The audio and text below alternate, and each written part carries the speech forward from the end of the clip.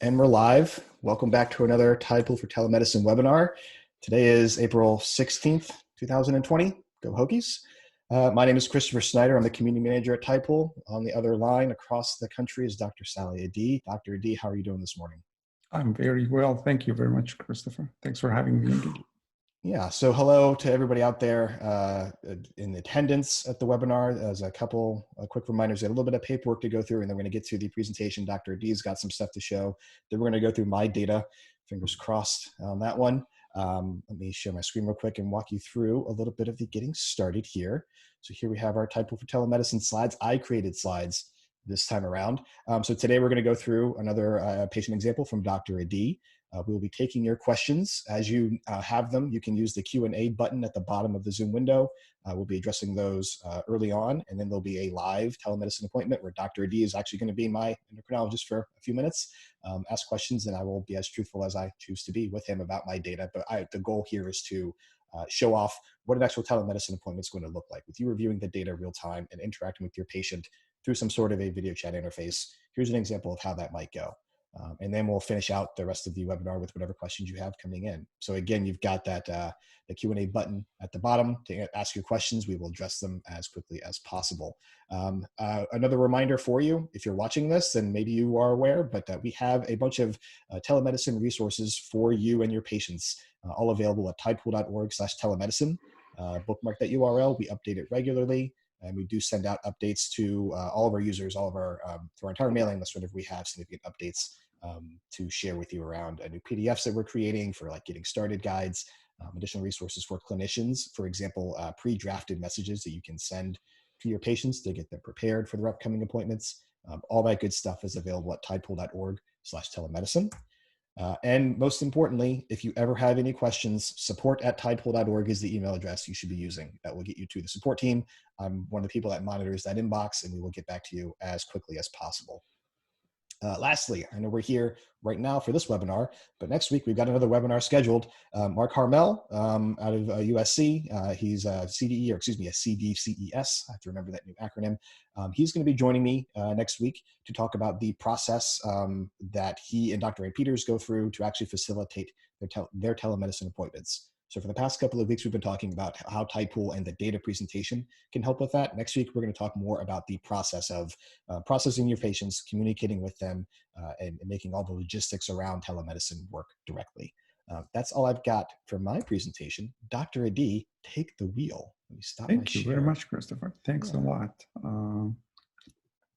Let's see. I am going to share my screen, and I'm going to go to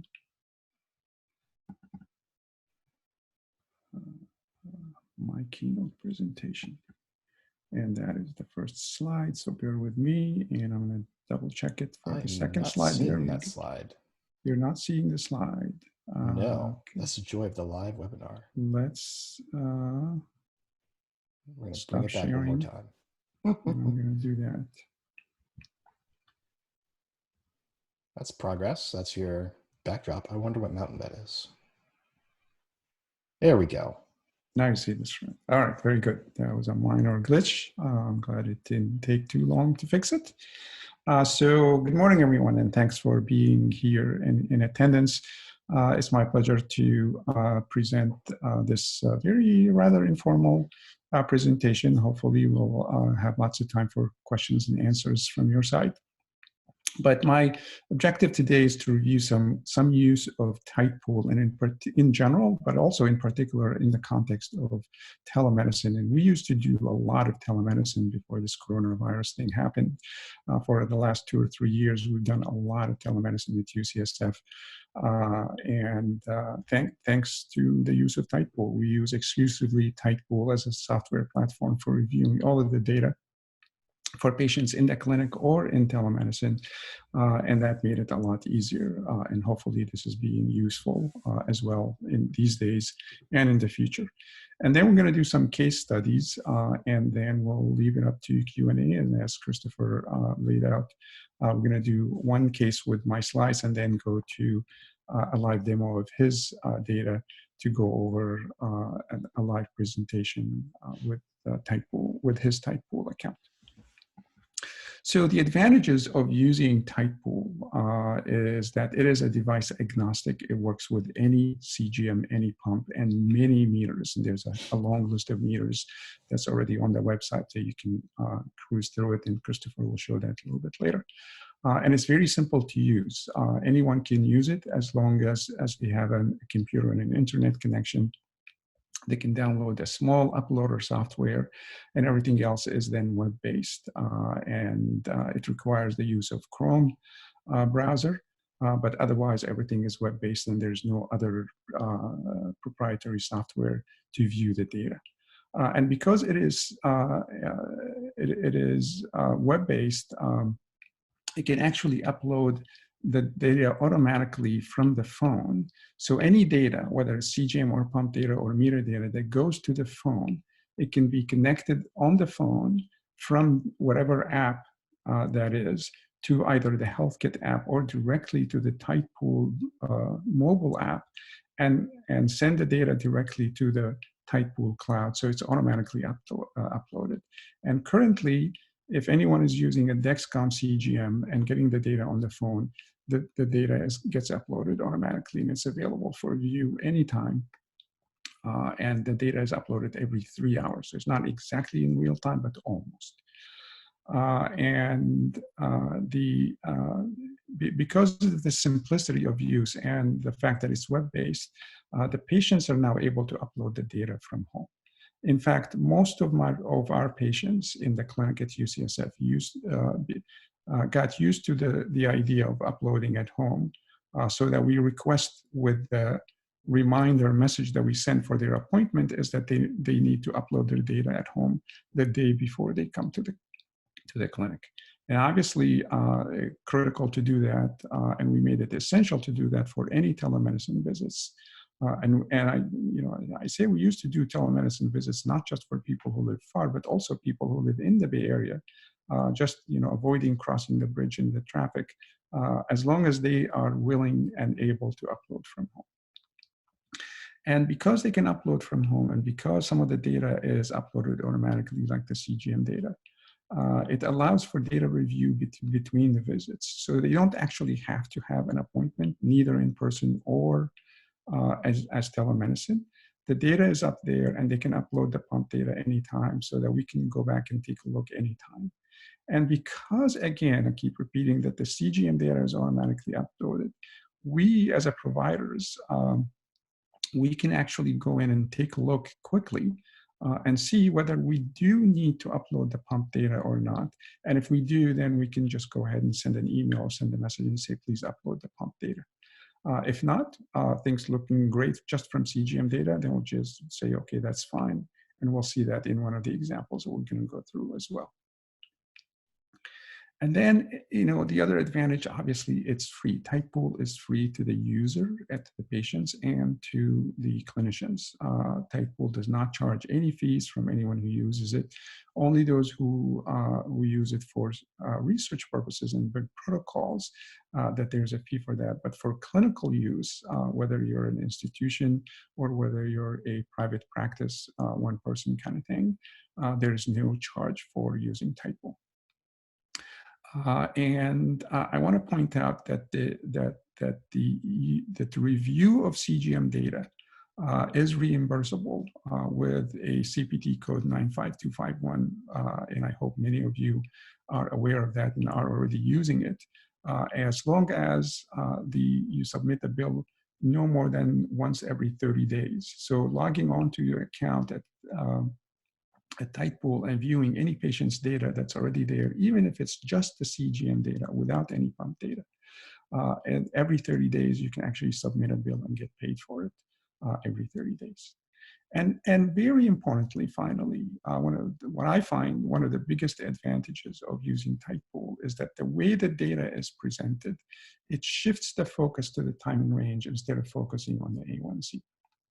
And this is particularly obviously important in the days of telemedicine and in the days of the coronavirus, so that because patients are not able to come to the clinic or they're not able to go to a lab in their town to do an A1C, then the only thing we have is time and range, which to me is a better measure of how things are going than the A1C. And, and the use of Tidepool data actually shifts the focus. And we're going to see that how in our clinic, actually, we used to even talk more about time and range, even though we have an A1C, but we don't talk about it anymore. We talk about time and range. It's much more important. So here's one example of a patient's data, how it's presented in Tidepool. Whatever I see in Tidepool for the patients, the patient can see exactly the same thing. So Tidepool did not create a professional version and a personal version or patient view. It's all the same. The patient can see exactly the same thing that the doctor can see. The only difference between the professional, the clinician account is that the clinician will have a dashboard that has a list of all the patients who agreed to share their data with that clinician. And it's a simple process. When the patient establishes the Tidepool account for the first time or any other time after that, they can go and invite somebody to view their data, to allow them to view their data. They send a quick email, the email gets verified and gets responded. The clinician can then accept, and then the patient's name starts showing up on the dashboard. And that's the only difference between the clinician view and the patient's view. So as a clinician, when I log into my account, I get the dashboard and I click on Jane's account and I go to the landing page, which is the trends view, the one that we're looking at right now. So there are 4 different views. The basics has all the statistics and the numbers that we care about. And then there's the daily view, which is my favorite view to look at, and we'll come back to that in a minute. And then the BG log, this is for those who are still using meters or potentially MDI, that they can put all the blood sugar numbers in there. Excuse me. And then there's the trends view, which is the equivalent of the ambulatory glucose profile, the AGP, because it looks very similar and has many of the same features. And right here, we can see that this is the period of time that we're looking at. This is 2 weeks, but this is the default is 2 weeks, but you can choose to look at the past 1 week or the past 4 weeks. And you can also click or unclick which days you want to look at. If you want to look at only Mondays, I can click on Mondays only. If you want to look at the Saturday and Sunday only, I can uncheck the weekdays and I can only look at the weekends or vice versa. And right here on the right side, this is an important colored chart here that shows the average daily time in range. And time in range is 70 to 180. And this is the percent of time in these 2 weeks that we're looking at that the patient, that Jane was in the green zone. 25%, not doing too well at that point. Very high, and this is the purple zone, percentage in the purple zone, 33% between 180 and 250, and 42% of the time over 250. This is the darker purple right here. And we can see that there's no red, so no hypoglycemia whatsoever for this patient in these 2 weeks. So Jane is now 10 years old. She was diagnosed at age 6. This is some of her relatively recent data. And going back in here, we're going to see that it takes a little while to get used to these, but this is the average glucose 239.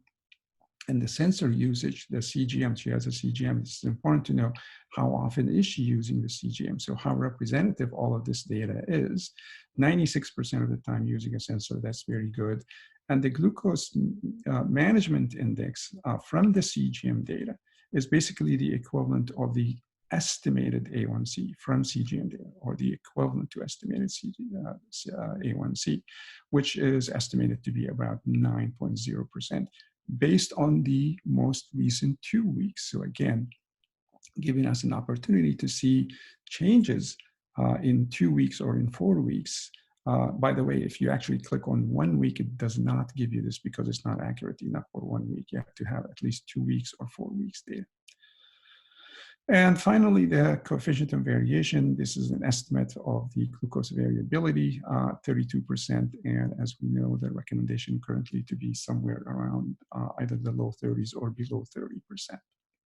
And the recommendation for for the estimated A1C to be less than 7, but importantly, it's the equivalent of having a time in range that's in the 70% or higher. So clearly we have lots of work to do here. So quickly, and this is the value of the trends view in my opinion, that very quickly you just get a big picture view of where things are. And as you can see right away, a lot of purple, very little green, no red at all. And the purple is much darker and so much higher blood sugars during the daytime. And by the way, this is always a 12 midnight to 12 midnight kind of view with 3-hour intervals right here. And so lots of purple, lots of highs, no lows, very little green, and lots of variability. Look at these columns here that are very, very wide. Where you can go up all the way to 400, down all the way to 75 or 80. So a lot of variability and a lot of high blood sugars. Looking at this, I kind of like see that when she's kind of okay in the morning when she wakes up, and then when she starts eating during the day, she goes higher and higher and higher. So this is pointing out to potentially a problem. Either her insulin to carb ratio is not enough, or carb counting is not accurate enough.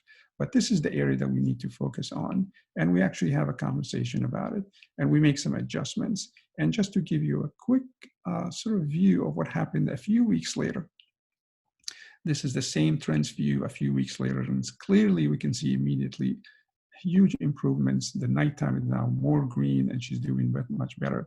There's no more dark purple, so she's not above 250 that much. And then, but she's still high here during the day because she's eating again. Nighttime is okay. She wakes up, she starts eating, and goes higher and higher and higher as a trend. But okay, so now what do I do? Do I need to make an adjustment in the insulin to carb ratio? Is her basal rate during the day not enough? Carb counting not enough, or her correction ratio is not enough? Now I go to my favorite view, which is the daily, and I go there and start. Once I click on that, it's going to take me to 1 day at a time. And it's not always midnight to midnight. I can actually scroll back and forth with this slider here. And it's a continuous the whole time going back and forth for the past several months, if I want to go back and look, in fact. But it's showing 1 day at a time. And here's 1 day where we can show, again, nighttime is in green, nice, looking pretty good. I should give you a little orientation though. So here, if she had posted any notes, which the patient can actually put a little post-it note for any information, and we'll see that with Christopher. But for now, what we see here is the CGM data, obviously, and this is the dotted lines are the target range, 72 to 180.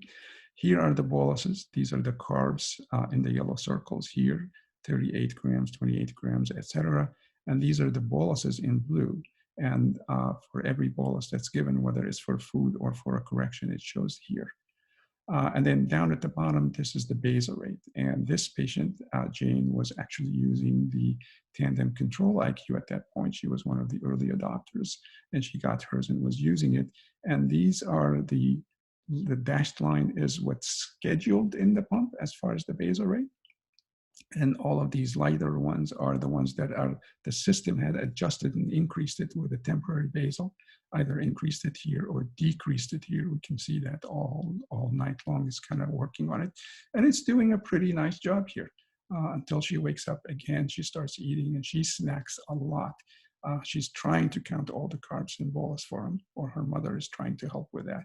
But I can see that's probably the carb counting may not be accurate. It's more estimation, which I actually think is the more common thing to estimate the carbs. They all end with 5s and 0s. 28, that's counted, 38 is counted, but these are all estimations, and those estimations may or may not be working very well. Is it the carb ratio that needs to increase, or do we need to pay attention to the carb counts? So let's go to the next slide, and we're going to see that the next day, we actually have an opportunity when she didn't eat for 6 hours right here. And because she didn't eat, she actually came down nicely here. So her correction doses seem to work okay. Her control IQ increased her basal rate here effectively and brought it down. So that seemed to work okay. But then she starts eating again and she goes way up. So I come down here and I actually hover over this bolus right here. And it's going to give me the information about that bolus. And it says her blood sugar was 129. She entered 40 grams. She had a little bit of insulin on board, and it calculated and delivered 4.44 units. And her insulin to carb ratio is 1 to 9 grams. For a 10-year-old, I don't think that 1 to 9 is not enough. That should be more than enough, unless she's really in puberty, which I know that she's not. She just started puberty. So 1 to 9 should be more than enough, which makes me think that perhaps her carb counting is really the issue. It's not the insulin to carb ratio. And together with 1 to 9, which is a very strong insulin to carb ratio, her ISF is relatively weak. It's 1 to 90. So maybe this needs to increase a little bit, but I wouldn't increase the insulin to carb ratio.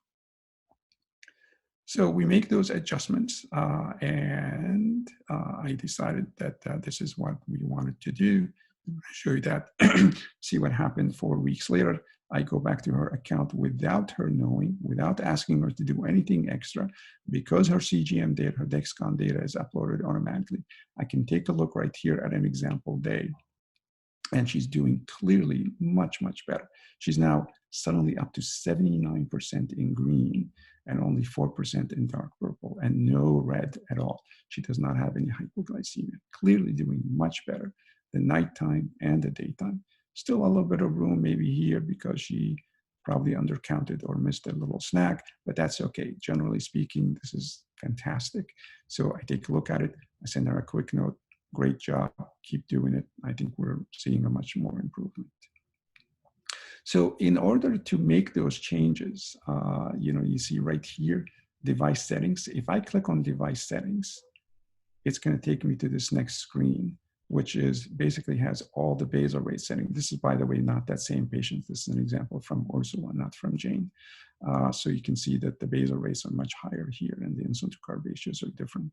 But this is an older, bigger person who requires more insulin, basal rate, target BG, the insulin to carb ratios, and the correction factors are here.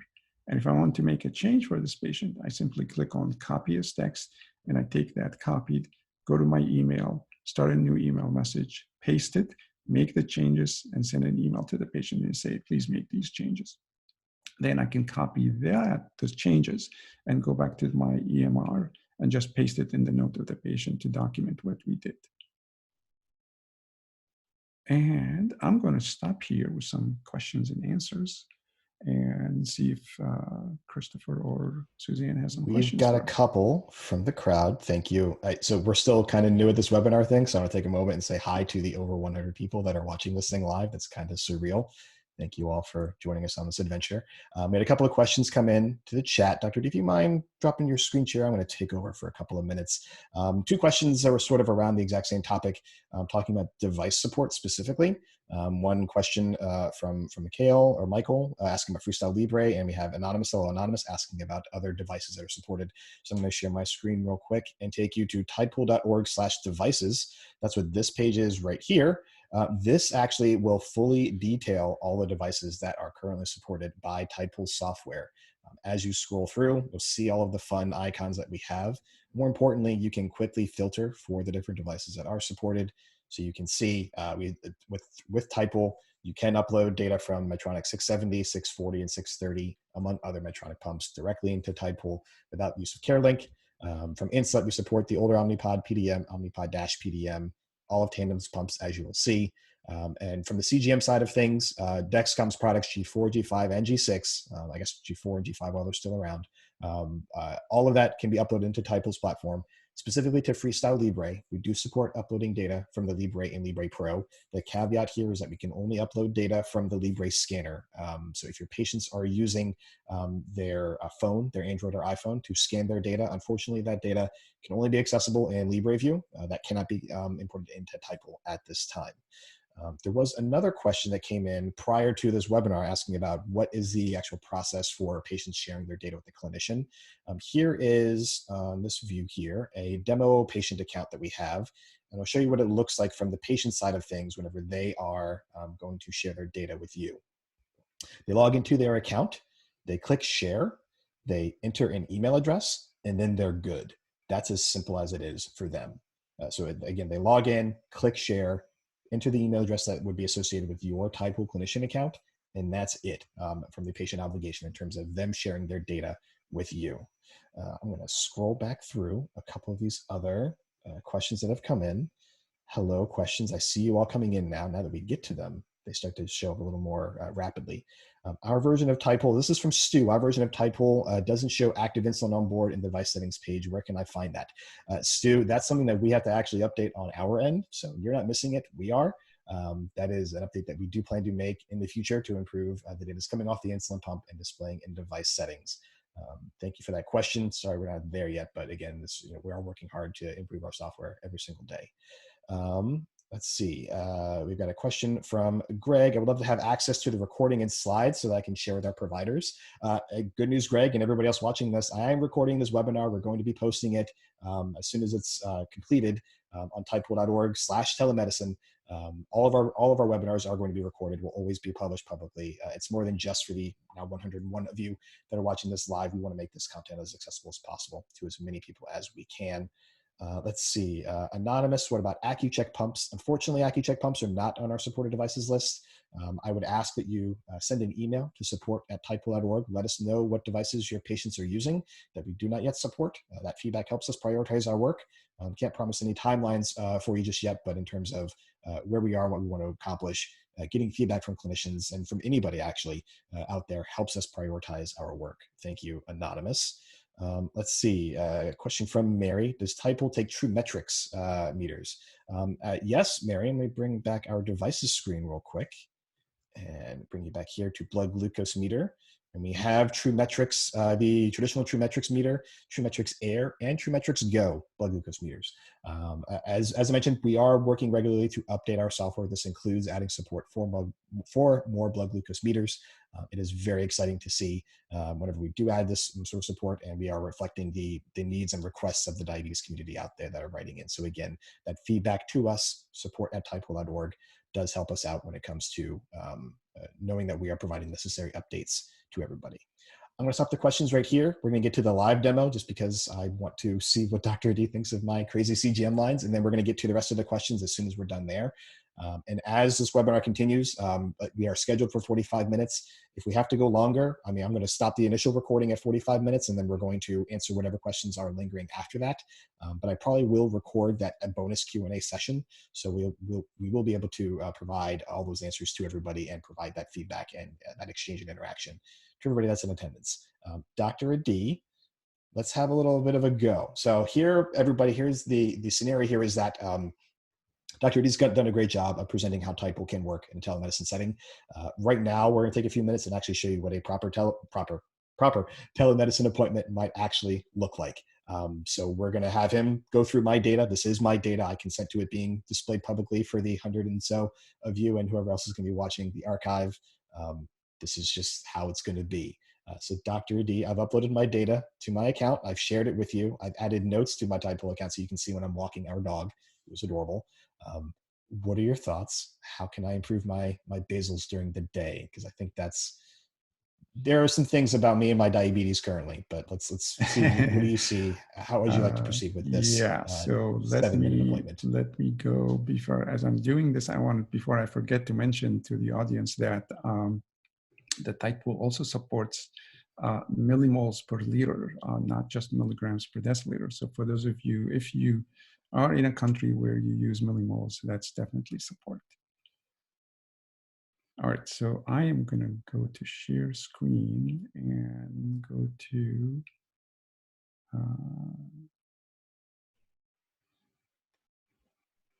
this one. Can you see it now?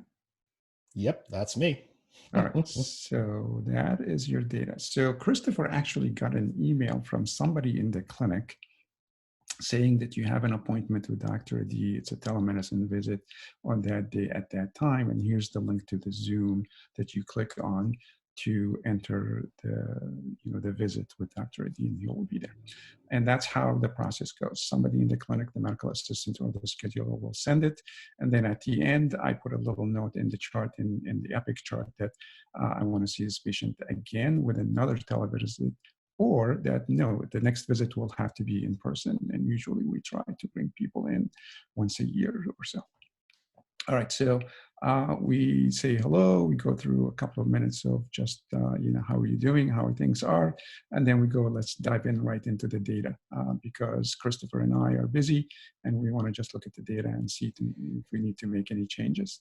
And that's the thing that I find is that telemedicine visits actually are far more efficient than in-person visit because everybody just wants to get on their, the patients are taking a break from work and they just want to get back and there are no distractions around.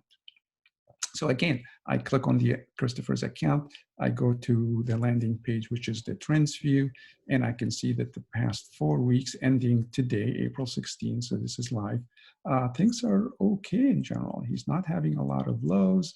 He's actually having, I'm gonna just hide this. Okay, he's 75% in green, very few in red, and very few times that he's above 250. And this is okay, it's acceptable. But let's see if we can improve certain things. So generally speaking, looks pretty good. The nighttime is okay. The Should note goes here up for the after audience breakfast. that I'm currently wearing a T-Slim. I'm running Control IQ. So when we And get to running the control daily for view, how long have you been running Control IQ now? about a month now. So when you're looking at 4 weeks, this is 4 weeks of full Control IQ data. And I see you, Molly.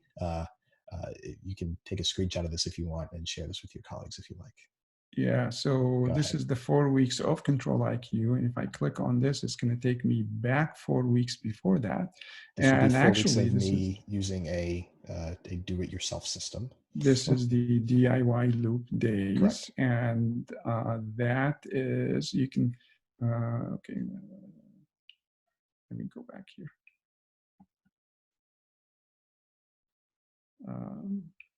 All right, so, I can't, for some reason, show it here. Live demo. Oh, there Let's we go. go to, there we go, thank you. All right, so clearly here, this is the most recent 4 weeks versus the previous 4 weeks. I think you can notice that there's the glucose variability has gotten much better. And he was 66% in green back on the DIY loop, and he's now actually doing 75%. So generally much improved, but there are probably some areas that we can look on. And this is where I go to the daily view because I don't see necessarily a clear trend that tells me exactly what I need to do. I can see the trends that is going up after breakfast, going up after lunch, and then going up after dinner. So let's see from the daily view how we can fix that a little bit and fine tune. So I go to the daily view. And I can see right away, this is today's data. Today's data indicate that he's actually, Christopher, you're doing pretty well at night. Your system is working hard though. It's really having to increase your basal quite a bit and then shutting off the basal and then increasing it again and shutting it off again and then going back. And that's why your blood sugar is sort of zigzagging all night up and down, because the basal rate is increased, decreased, increased, decreased. Yes, you are staying in the green zone, which is great. You're staying in that range, 70 to 180. In fact, even tighter than that, probably more like 70 to 120. But I think you're just zigzagging a little bit. So perhaps there's room for adjusting your basal rate here based on these changes that the system is doing. And let's see if we can work on that. So that's one. And then the other is, I can see that your breakfast went up a little bit too high, obviously, after your bolus here. So maybe your bolus wasn't early enough that we actually need to, how far in advance did you bolus today?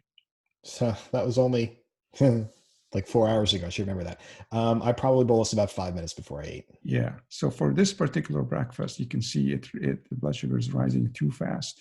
And maybe you want to try 15 minutes or even 20 minutes bolus ahead of time. Can we see if I actually managed to do that in previous days? I'm a creature of habit. I eat the same thing for breakfast Yeah, during the week. so we click on the arrow here and it's going to go back exactly 24 hours. And you can see that this is 50 grams, almost the same breakfast. And then you bolused here and I can see that you bolused right here and your blood sugar actually started to drop. And that's when you ate here about 20 to 25 minutes later. And it's a much better result. You just went up a little bit, stayed in the green, and then immediately the bolus started to work. And actually the system gave you a little extra 2.24 units here for a correction, which worked nicely and brought it right back down here. But you can see, Christopher, here, it shut off your basal rate for almost 3 hours. You were getting very little insulin here while your blood sugar is dropping. And you put a little note for me here to say dog walk at 1 mile for 21 minutes and 44 seconds. And you did that at 11:39 a.m. So clearly, when you did your dog walk thing for 1 mile, your blood sugar was actually dropping. And it shut off your basal rate for almost an entire 3 hours. Interesting. How strenuous is your dog walk? I mean, it's a full mile loop in our neighborhood. There are a couple of, I would say decent, but I mean, there are a couple of hills. Like there are some inclines. It's not quite San Francisco, but you are walking uphill for a couple of portions of the loop. Yeah. Let's see if this was a dog walk again. Yes, it was. Another 1.1 miles. So that's the same loop. And look what happens. Your blood sugar dropped fairly quickly here. And again, for 2 hours, the control IQ system shut off your basal rate completely, temp basal of 0 for 2 hours. So this is the effect of the dog walk. Let's go back another day and see if the same thing is still happening. What do we have here? We don't have a dog walk. That's a site change. Oh, good. I'm glad you mentioned that. So I know when you change your site. Here's a dog walk again. And look what happens. You were doing fine all day. Your basal rate is working great. And your blood sugar is okay. And you go for the dog walk and you start dropping. And the system is shutting off your basal again or decreasing it tremendously for the next 2 hours. So clearly, Christopher, your dog walk is a considerable exercise for you. And it's really affecting your sensitivity to insulin, and it's dropping your blood sugar quite a bit. So perhaps you want to start paying attention to that and making sure that maybe you want to lower your basal ahead of time, or that you set an exercise target in the control IQ. I don't know how. So I could, I could enable the activity or exercise mode or setting. I forget what the actual proper. I would, every time before you go for the dog walk, maybe 30 minutes before, you actually set the exercise mode, because it's clearly affecting you quite a bit. I think your insulin to carb ratio seems to work fine, because here it goes up a little bit and then comes back down. 3 hours later, it comes back right where it started. So that's okay. You had something to eat here because you thought you were dropping, but it wasn't much and you were okay. But then this is the awkward part where over 100 people see that I eat breakfast, maybe I eat lunch. Don't bolus for it. And when I do eat dinner, I occasionally bolus for that too. I am human. What can I say? Of course. And that's okay. Let me go back one more day. And here we are again, the zigzagging up and down, up and down, up and down. But generally speaking, what I'm noticing here is that during this time here in the morning, it actually increases your basal here. And during this time here, between 1 and 3 a.m., it's actually decreasing your basal quite a bit here. And let's look at it another day. Yeah. No, this was actually the opposite. It increased your basal here and decreased it here. So let's keep going back. This is your running high here, so something was going on. I think that I think your insulin to carb ratio seems to work okay. And I think your correction may actually, do you remember Sunday afternoon, what was going on here? That's too far ago at this point with the global pandemic. I have no idea what I was doing then. Yeah, there was a lot of boluses here and they were not being very effective. It took a long time before you came back down here. So here's a fun fact about my data and my diabetes management. I've given myself one manual correction in the past 4 weeks. Again, hi Molly. Thank you for the auto bolus feature. Should I try and be a little more, I feel like I know the answer, but as my hypothetical doctor, would you recommend that I try and be more? I think if you're staying above 180 here in the purple zone, you can take a quick look at your data right away. And if you're in the purple zone and not coming down, then I think you should probably just do a troubleshooting first. Why is it not coming? Is my sensor okay? Is my set okay? Is my insulin okay? And then if everything is okay, I'll go ahead and do a little bolus, because remember, control IQ does not give you the full bolus it calculates. It only gives you 60% of it, just to be on the safe side. So even after 2 boluses and increasing your basal here by 270% and still not coming down, I would go ahead and do a full bolus.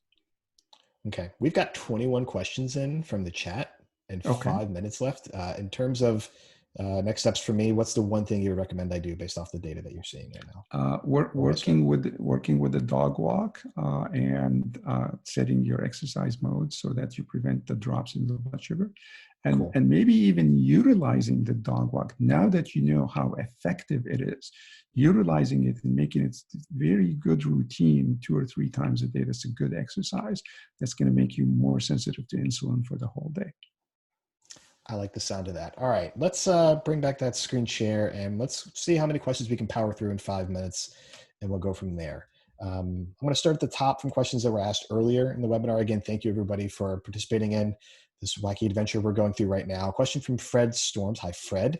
Is it possible to go a step further with the software and give suggestions or reasons for blood glucose improvement in the future? Probably. Today, no. It's something that we're, especially as we work towards Tidepool Loop and delivering Tidepool Loop currently, it is still in development. We'll have a lot more data and opportunity to leverage that data for those types of things. With the software that we have today, having Tidepool, the Tidepool software making the recommendations is not part of our software suite. We're relying on providing access to the data so that clinicians and people with diabetes alike can interpret the data and then have a discussion around what settings changes to make. For example, utilizing exercise mode more responsibly there. Question from Molly. Can you explain the difference between AGP and GMI? Dr. Eide, that one's for you. So the AGP, the ambulatory glucose profile that was created by Dr. Birkenstall from the University of Minnesota is basically a whole sort of statistical approach and view of the data. For the GMI is only one item, which is just calculating the estimated A1C if somebody had a blood glucose that looks just like this for the previous 3 months. But based on the 2 weeks data or the 4 weeks data, it's estimating what would your A1C be if we actually did a blood test right now based on this data. It's estimated and it's pretty good. Cool. Thank you. Question from Nirit. Can you show again where to find the device program? So to get started with Tidepool, the best place to go would be tidepool.org/telemedicine. There we have a number of getting started guides that will walk you through creating your account, having your patients share their data with you, downloading and installing Tidepool Uploader. Again, tidepool.org/telemedicine is the place to go there. Question from Christy. Is it possible to have some practice data to look at? Yes. Send an email to support@tidepool.org and we will have a demo account shared with you so that you can use that to interact with and understand sort of how Tidepool is displaying data and go from there. Question from Greg. Hi, Greg. Can the patient share their data with an entire clinic or only individual providers? Currently, they're going to be sharing with a clinician account. Who has access to the clinician account is typically going to be that one person. So it's up to them. If you have a number of clinicians at your practice that have Tidepool accounts, then they would need to share their data with each individual person. But again, you saw when I was walking through that earlier, it's as simple as 2 clicks and a copy paste of the email address. So as long as the patients, go ahead, Dr. Adi. Yeah, so in our Greg, in our clinic, we had an email account for the entire clinic so that the patient can actually share the data with the email account of the clinic, the Madison Clinic at ucsf.edu. That was the general email account for everyone, and everybody had access to it with the password that everybody shared. So everybody in the clinic can view the data of the patients. Yeah. So, and in that case, it would be up to you and your staff to determine what the best approach is in terms of creating that Tidepool account. Question from Muriel. Can the data be saved as a PDF and then sent directly or shared with the clinician? You were just reading my mind in terms of these product demos. We've got 1 minute left. Let me show you real quick what happens. So from this demo account right here that we have, this is James Jellyfish. In the basics, daily, and device settings views, if you click the print button, the Tidepool application will generate a PDF that includes, among other things, everything from the basics view, the last 15 days from the daily view, as I scroll down, the last 30 days of BG log data. So if your patients are using a blood glucose meter, all that would show up in the past 30 days here. and the device settings. Again, this is a PDF. You can print this out. You can save it to your computer and upload it and attach it to your patient record, to their electronic health record as you see fit. And you can do this for every single patient you have access to. All right, so this is actually now, Dr. Adi, our time. I'm going to do a quick recap here at the end, and then what's going to happen to everybody that's in attendance. First, thank you for coming. We're going to stick around. We're going to answer the rest of the questions that we have here. I will record that sort of bonus Q&A session, and we'll post that somewhere else, but I want to be respectful of the 45-minute time in terms of everybody that took time out of their day to participate in this webinar. So briefly, as a reminder, everybody, tidepool.org/telemedicine is the place to go for all the resources that we're talking about here. That's the place to go to get started with Tidepool, to help best understand how Tidepool can help with your telemedicine efforts. When in doubt, support@tidepool.org is the email address you should be using. Again, that will get you in contact with the Tidepool support team, and we will get back to you as quickly as possible. And if you haven't had enough, next week I'll be hosting another telemedicine or Tidepool for Telemedicine webinar with Mark Harmel from USC. Again, that'll be at 11 a.m. Eastern Daylight Time. There is a link to register for that webinar on tidepool.org/telemedicine. So if you are down, you want to come back for more next week, go ahead and register for that webinar. You'll get that invite link.